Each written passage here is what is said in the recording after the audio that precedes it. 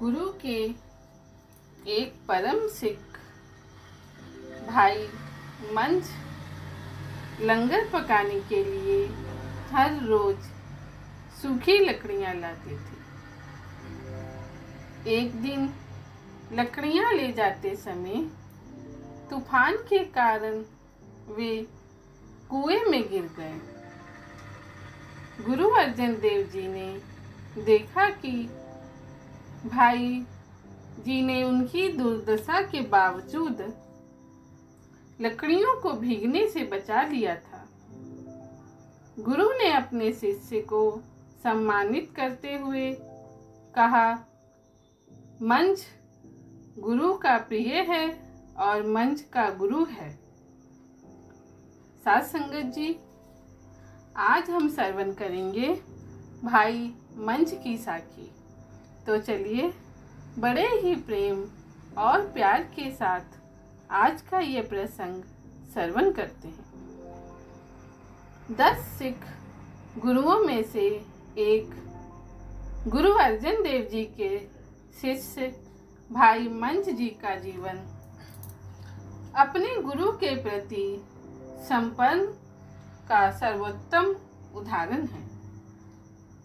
भाई मंझ एक बहुत अमीर जमींदार थे जो एक प्रसिद्ध संत साखी सरवर की समाधि की पूजा करते थे।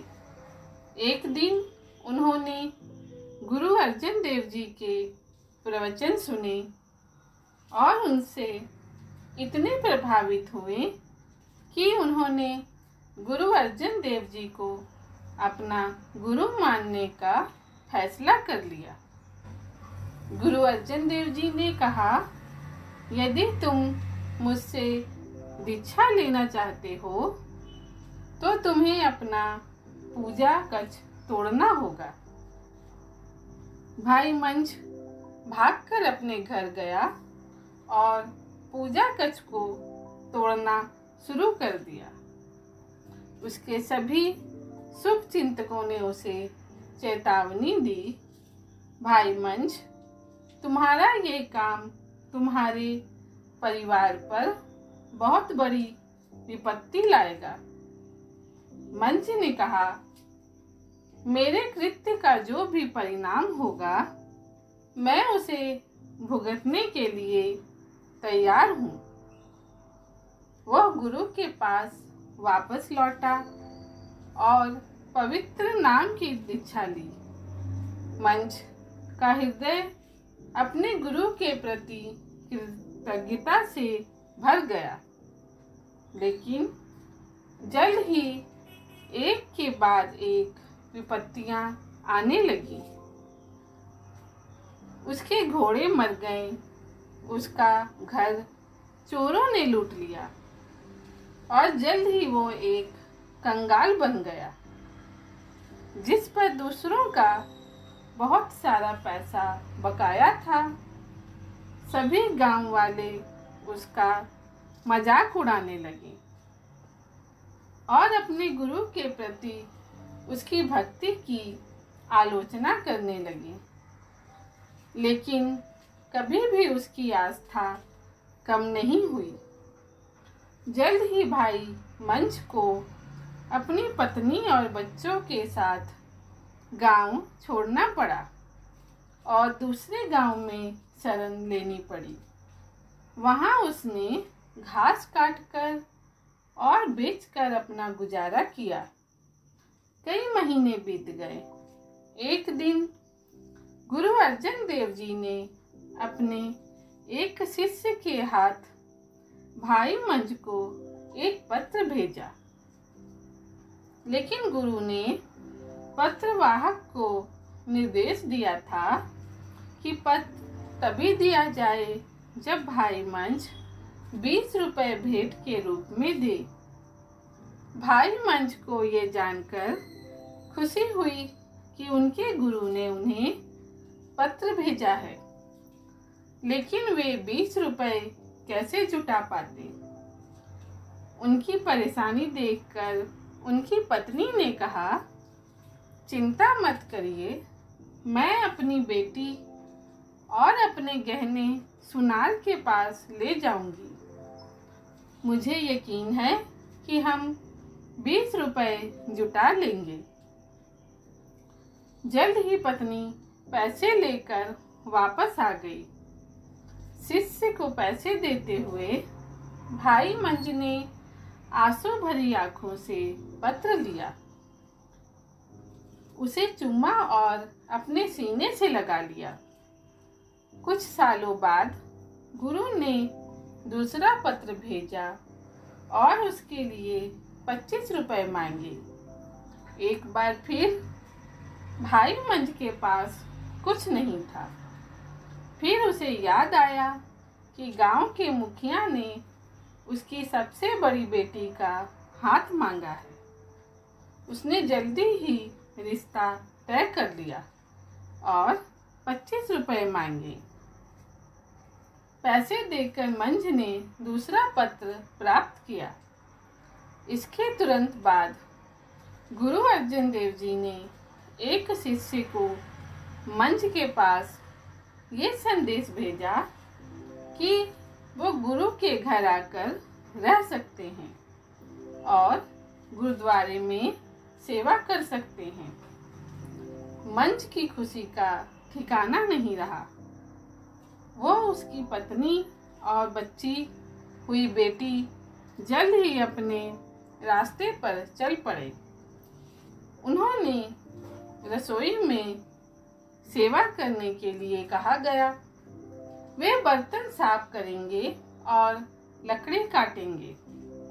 एक दिन गुरु अर्जन देव जी ने अपने एक करीबी शिष्य से पूछा, भाई मंज और उनका परिवार भोजन कहाँ से लेता है? शिष्य ने कहा, सामुदायिक रसोई से। गुरु ने जवाब दिया, भाई मंज वास्तविक सेवा नहीं कर रहा है, क्योंकि वो हमसे अपने वेतन के रूप में शुल्क ले रहा है, जिसे वो भोजन के रूप में लेता है। भाई मंज ने ये बातचीत सुनी और मन ही मन दुखी हो गए। उन्होंने जाकर अपनी पत्नी से कहा, कल से हम किसी और तरीके से भोजन प्राप्त करेंगे। गुरु ने हमें नाम का अमूल्य खजाना दिया है और मैं उसका ऋण कभी नहीं चुका सकता। उनकी सेवा के लिए हम किसी और चीज की अपेक्षा कैसे कर सकते हैं? अगले दिन पूरे दिन रसोई में काम करने के बाद वो जंगल में गया, लकड़ियां काटी और उन्हें बाजार में बेचकर अपने परिवार के लिए भोजन खरीदा। ये सिलसिला कई दिनों तक चलता रहा। एक दिन गुरुद्वारे की रसोई में लकड़ियां कम पड़ गई और भाई मंज को शाम को लकड़ियां लाने के लिए जंगल जाना पड़ा। वो लकड़ियां इकट्ठा करने ही वाला था कि अचानक तेज तूफान शुरू हो गया। मंज ने लकड़ियों का गट्टर सिर पर रखकर पैरों के नीचे छिपने की कोशिश की, लेकिन हवा इतनी तेज चलने लगी कि वो एक गहरे कुएं में गिर गया। अचानक गुरु अर्जन देव जी ने अपने कुछ शिष्यों को बुलाया और कहा कि वो जल्दी से एक लकड़ी का तख्ता और एक लंबी रस्सी लेकर उनके साथ जंगल में चले। शिष्य आश्चर्यचकित हो गए। कुएं के पास पहुंचकर गुरु ने कहा, मंज कुएं की तलहटी में है, उसे चिल्लाकर बताओ कि हम एक तख्ता रस्सी से बांधकर नीचे उतारेंगे। उससे कहो कि वो उससे चिपक जाए ताकि हम उसे बाहर खींच सकें। गुरु ने फिर शिष्य के कान में कुछ शब्द कहे और कहा कि वो भी बता दे। शिष्य ने कहा, हे भाई, अपनी दयनीय स्थिति को देखो। तुम ऐसे गुरु का अनुसरण क्यों करते हो जो इतना क्रूर है? तुम उसे छोड़कर भूल क्यों नहीं जाते? मंच ने चिल्लाकर कहा, तुम्हारी हिम्मत कैसे हुई कि तुम कहो कि मेरे गुरु क्रूर हैं? उन्हें मुझ पर दया आती है।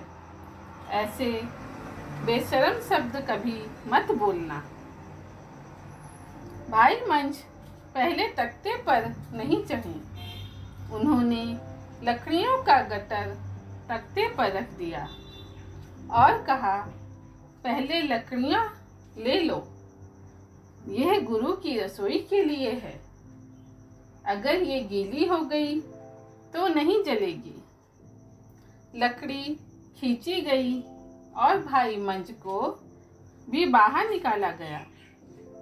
जब वो बाहर आए तो उसने देखा कि गुरु अर्जन देव जी उसके सामने खड़े हैं। वो गुरु के चरणों में गिर पड़े।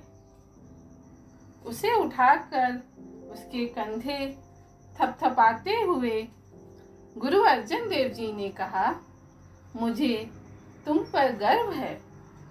तुमने सभी परीक्षाओं का सामना अटूट विश्वास, साहस और भक्ति के साथ किया है और उन सभी में सफल हुए हो। मुझे तुम्हें तीनों लोक भी उपहार में देने में खुशी होगी। भाई मंझ ने आंसू बहाते हुए कहा, हे प्रभु, मुझे बस एक ही वरदान चाहिए, वो है आप। मुझे और किसी चीज से मतलब नहीं है। गुरुजी ने भाई मंच को गर्मजोशी से गले लगाया और उन्हें वापस गुरुद्वारे ले गए। हम सभी को अपने गुरु के प्रति ऐसा ही विश्वास और संपन्न होना चाहिए जो हमें भव सागर से पार ले जाने के लिए उत्सुकता से प्रतीक्षा कर रहे हैं। भाई मंच के नाम से एक गुरुद्वारा भी बनाया गया है। जिस कुएं में भाई मंच गिर गए थे वो कुआं भी मौजूद है अभी। साध संगत जी, आपको ये साखी कैसी लगी मुझे जरूर बताइएगा। धन्यवाद।